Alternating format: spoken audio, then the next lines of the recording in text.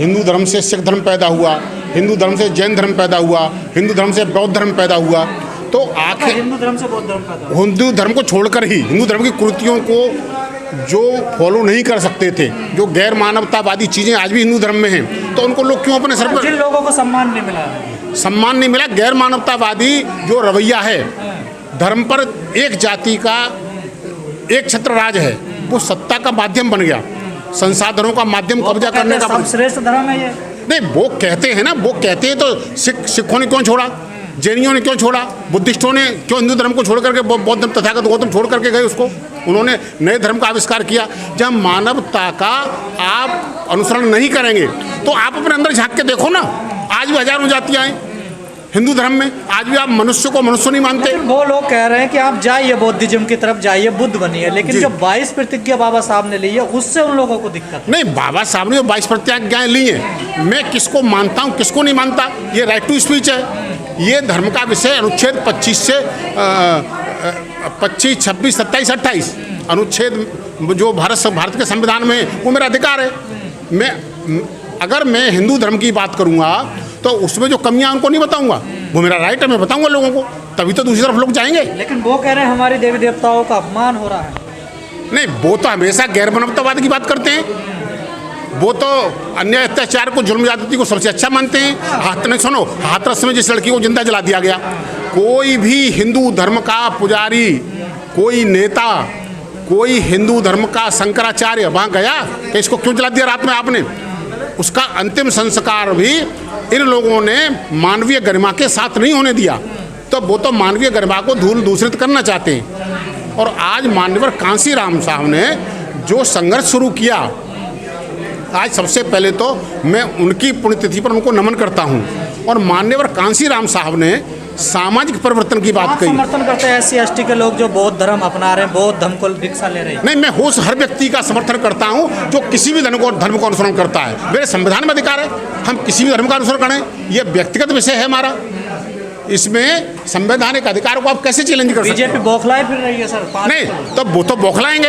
अभी मान्यवर कांसीराम ने जो सामाजिक परिवर्तन का संघर्ष शुरू किया और शासन प्रशासन में हिस्सेदारी की बात की, तो जैसे ही दलितों पिछड़ों का शासन प्रशासन में हक और अधिकार बढ़ेगा, धार्मिक आधार पर वो अपने अधिकारों की मांग करेंगे, मानवता की बात करेंगे, तो गैर मानवतावादी लोगों को तकलीफ होगी। आपको क्यों लगता है गैर मानवतावादी है? प्रधानमंत्री आप लोगों के पैर धोते हैं, तमाम बीजेपी के नेता आपके घर खाना खाने जाते हैं। देखो मान्यवर, पार्टी की बात मैं नहीं करता, माननीय प्रधानमंत्री महोदय ने सफाई कर्मचारियों के पैर धोए, लेकिन हर महीने 4-6-10 कर्मचारी उसमें सीवर में डूब करके मर जाते हैं। उनके लिए क्या किया? उनके बच्चों के लिए कॉलेज खोले, उनके लिए उनको रोजगार दिया, उनकी नौकरी स्थायी की, उनके मान सम्मान के लिए। ये आडंबर केवल उनका वोट प्राप्त करने के लिए, ये धोखा है दलित समाज के प्रति, मानवता के प्रति।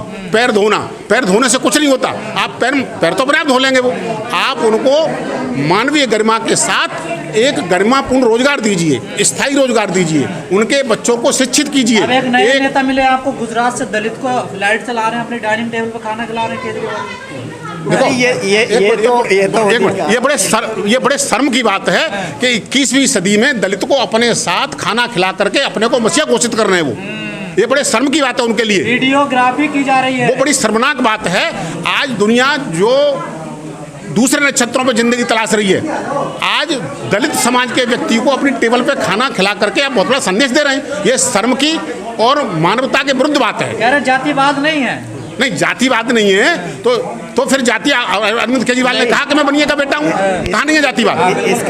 और सिसोदिया जी ने कहा कि मैं राजपूत हूँ, तो जातिवाद का तो कट्टर समर्थन वो कर रहे हैं। वो दोहरा चरित्र और चाल चरित्र वाले लोग हैं, दलितों को गुमराह करने का काम कर रहे हैं। भेदभाव नहीं करते हम लोग। वो पूरा उन्होंने 8 MP बनाए राज्यसभा के, सुन लीजिए मान्यवर, भेदभाव नहीं करते।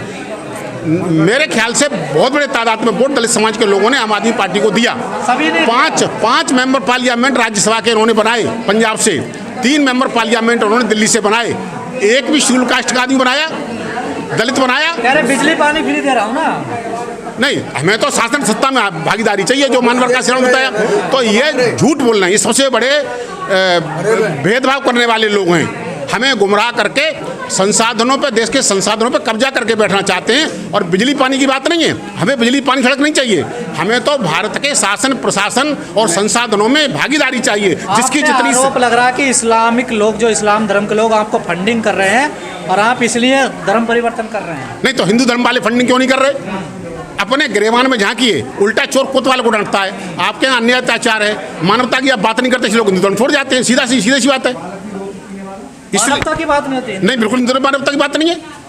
आज भी आप जाइए, आज आप जाइए, मैं आपको एक ऐसे शब्दों का प्रयोग में नहीं कर सकता आपके सामने। आप किसी गांव में जाइए, किसी दलित के आपको जाना है, तो क्या किन शब्दों का इस्तेमाल करते हैं? किन शब्दों का इस्तेमाल करते हैं? गैर कानूनी शब्दों का, गैर कानूनी शब्दों का, गैर सम्मान शब्दों का। बहुत कड़वी सच्चाई है ये जी। नहीं, गैर कानूनी शब्दों का तो यूज होता ही है। और दूसरा भी जो खाना खाने वाली या उसकी दलित की जो बात कर रहे थे कि जब वो हम लोगों को हिंदू मानते ही हैं तो हिंदू के साथ खाने के बाद वो ये पिक्चराइज या क्यों एक दिखावा करते हैं कि हमने एक अमुक व्यक्ति के यहाँ खाना खाया, फोटो खिंचवाया, इसका मतलब है कि वो हमें दोयम दर्जे का मानते हैं। वो आपकी गलतफहमी दूर करना है ना, वो गलत फहमी नहीं है, वो हमारे समाज को एक गुमराह करने की ज़रूरत है। और आज समाज परम पूज्य बाबा साहब और मान्यवर कांसीराम साहब के आंदोलनों से और महापुरुषों की विचारधारा से आज दिनों दिन प्रतिदिन पूरे देश में एक भूचाल आ रहा है। और ये अम्बेडकरवादी रुकने वाले नहीं हैं। और ये अम्बेडकरवादी परम पूज्य बाबा साहब का जो रास्ता है, चाहे वो सामाजिक है, राजनीतिक है, धार्मिक है, वो उसका करेंगे। कह रहे हैं समाजवादी पार्टी में मिशन चलाएंगे, खुद बीजेपी में जाकर कह रहे हैं मिशन चलाएंगे।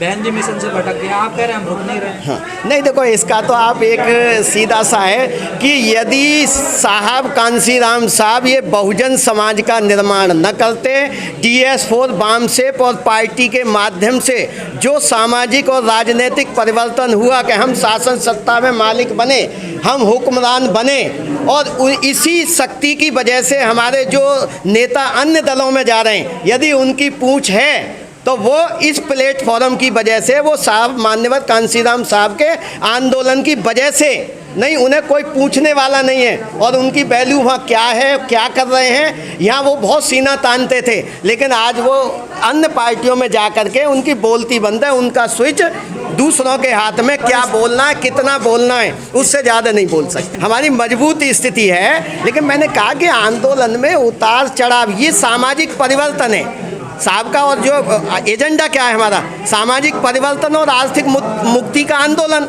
और शासन सत्ता एक माध्यम है। ऐसा सामाजिक परिवर्तन हो रहा ना, आर्थिक मुक्ति मिल रही है आप लोगों को, ये जा किधर रहे हैं? नहीं देखो, ऐसा नहीं है। यदि आप देखोगे कि आज हमारे समाज में जो एक स्वाभिमान की झलक देखते हो, हम कहते हैं कि हम इस देश के शासनकर्ता जमात हैं, तो ये साहब ने सिखाया ना, वो शासन सत्ता तक ले गए। और जब हमारा शासन सत्ता रही, मैं यहाँ जरूर कहूँगा कि आदरणीय बहन जी जब जब CM बनी, क्या उन्होंने इतिहास नहीं बनाया? क्या उनका शासन प्रशासन अरे दुनिया में मिसाल कायम की? ठीक है, राजनीतिक चीज़ में अप डाउन मैं समझता हूँ कि कुछ कारण हो सकते हैं, लेकिन फिर भी इसी प्लेटफॉर्म पर सबको आकर के यूनिटी दिखा करके आने वाले समय में हमारा भला भी यही होगा। बाकी तो कहीं किसी भी दल, किसी भी पार्टी में घूमते रहो, वो कुत्तों की तरह जो है ना, जैसे पूंछ लंबी तो हो सकती है लेकिन वहाँ ताकतवर नहीं हो सकती है। तो मेरा तो यही निवेदन है, आपने हमें मौका दिया है और आप यहाँ कवरेज कर रहे हैं कि साहब से हम प्रेरणा लेके सीखें।